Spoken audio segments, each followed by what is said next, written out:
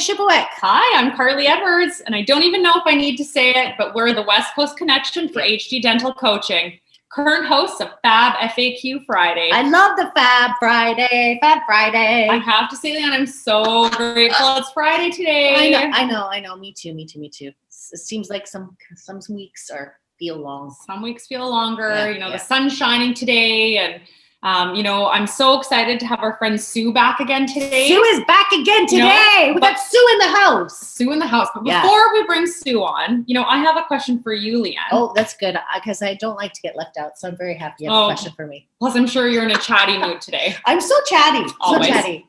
LeeAnn, my question for you is dental coaching just for the dental team, or, is there some sort of coaching for the dentist or the clinic owner as well? That's a good question. Definitely dental coaching is for the team, but it's not only for the team, because a great team has a great leader.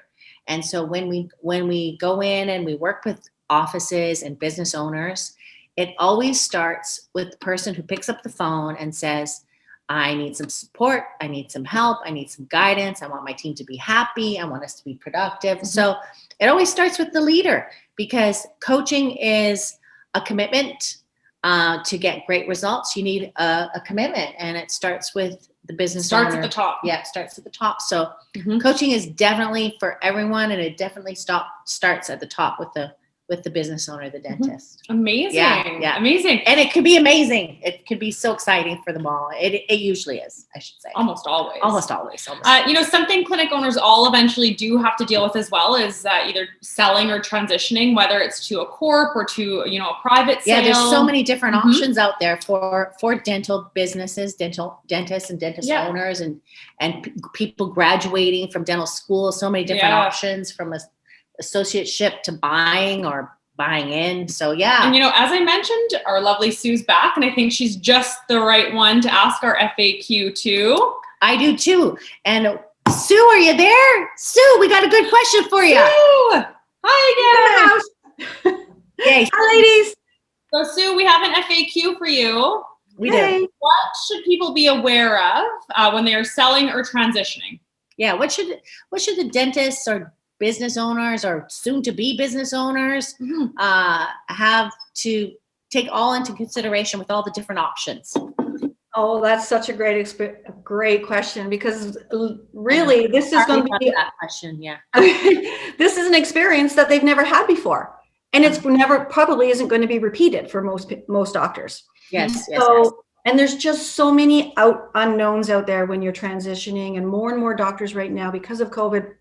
The older guys and ladies are saying, like, I want to check out. I don't want to do this anymore. So there's a lot of activity in the transitioning right now. That's interesting. Mm-hmm. Yeah. And then, like anything, you could say hindsight's 2020, or I wish I'd known that before I did this, or whatever. So from my experience personally, and from some of the clients that I've worked with that have transitioned out, I liken this transitioning into as a marriage relationship. A good analogy. Yeah. So first you have your courting stage or your dating stage. And this is where you're getting to know each other and everybody's showing their best colors. And if you're considering selling to a corporation, there's multiple options out there. All kinds of new corps are popping up. There's some big ones out there, and they're all happy to woo you, to convince you to sell to them. Could be multiple dates, the getting to know yourself, them promoting themselves, and then all the benefits of why you would choose to sell to them, to that particular corporation. But you could also be selling privately, and you also have a dating stage here, because you could be potentially staying on with this new owner and having a relationship with them as you transition out. So in any case, all the parties are trying to impress each other. So once you've had your dating phase, we go into the honeymoon. And this is where I would recommend that you really spend more time than you would expect here. In the industry, this is known as the due diligence stage. And there's a lot of work that happens here.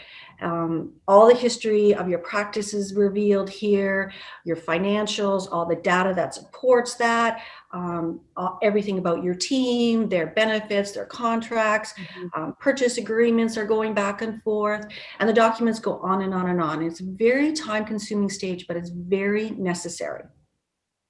Then once you've completed all your due diligence and all the relationship has been solidified now, and you've signed on all the many dotted lines, you move into your marriage phase. And this is where most of the unknowns present themselves. So that's why I say stay in due diligence, ask all your questions, and do the dirty work there before you move on. And it's a two-way street. It's a two-way relationship here. Both parties are equally involved. So spend some time there finding out what the expectations are after the sale. So obviously you're going to be expected to produce a certain amount, and what happens if you don't? When and how will you be paid? What supporting documents are you going to get with your pay? What are your P&Ls and financial agreements are you going to be able to have access to? Who's available to support you with any questions you might have? And what's their actual role? Because maybe you sell privately and the doctor isn't the one you go to. You might be talking to an office manager. There might be somebody in between, right? So you want to know who you're going to be dealing with, because that's who you're going to probably have more of a relationship with. Right. Yeah. Like, what does your time off look like? That's another good question. You know, how can you take it whenever you want? Can you do what you did before? And what does the transition period look like? Because that's going to be a big change. And for me, I always want to support all of my teams during any kind of change. And often this is a big surprise for them. Usually it's not revealed that the practices are up for sale, doctors transitioning out. It's sometimes from one day to the next, they find out they have a new boss. So I want to know ahead of time what's going to happen with my team, really be able to support them. You're the one that has the relationship with those employees now. And I'm sure that most doctors want to make sure that they're protected moving forward. Right. What's the onboarding and orientation programs going to look like for the team? What can they expect? What changes are going to happen? There's going to be a lot of fear around change. And so they need to be supported, and you want to be able to make that transition for them as smoothly as possible.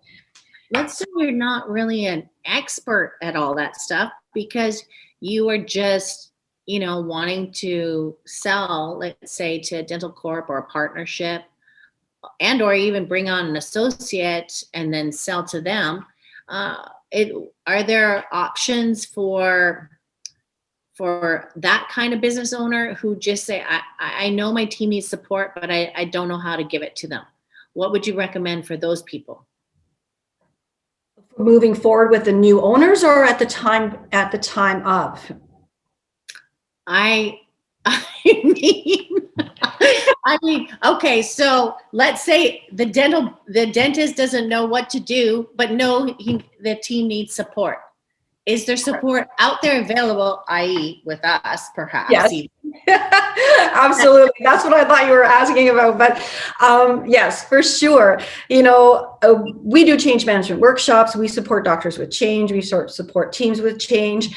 I'm also a life and leadership coach. So I coach people individually, like you do, LeeAnn, on change. And everybody's different. You don't always want to be in a group with people. In fear of change, everybody has their own emotions. And so it's often great to be able to have somebody on the sidelines to support those team members through the transitions, having those open doors of come to us or to your leaders and you find out where there is support available. And certainly with HD coaching and all of our credentials, we've got that covered. Yeah, good. Okay. Yeah, definitely. So if we get back to like the transition phase a little bit, I always recommend having a real lengthy list of questions. Just really bang out everything that you think you would possibly need to ask for, and then really, really dig deep to find those answers. And get references and get multiple references, and then really check those references, not just if it's a corporation, but also if it's, a private sale, because you're going to be having this relationship with this person moving forward. And you really want to spend some time to understand what the relationship's going to look like once you sell. What are the growing pains going to be like? And so I would rather spend a lot more time up front developing some equal agreements of their new partnership, really understanding what's going to happen once you close. And the transition is going to be so much smoother, and because you've built strong relationships with the new people and possibly had some difficult conversations in the process as well. Get those kind of out of the way as early as possible, and then everything can run smoothly later. Yeah.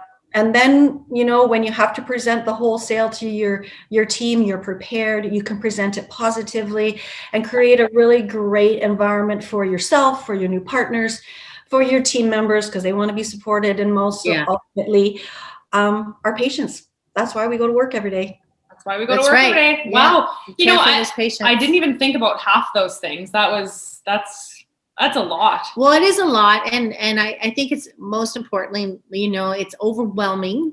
Yes. And I think we want our community to know that there are people like you who can support them, who can assist them on this journey. You're available for executive leadership coaching and questions, and there to support them as they make these important big decisions. Yeah, big decisions, transitions. Right? And also, anyone watching, I will let everyone know if you're thinking about selling your practice or transitioning, reach out to our brokerage department at H&D. We have tons of knowledgeable people in that area as well that can help with any of that too. That is the beauty of being a part of this amazing company and team. At Heaps and Doyle, like we have this vast amount of experts. So thank you, Sue. Thanks, Sue. You're welcome, ladies. Have a great weekend. You too. Bye.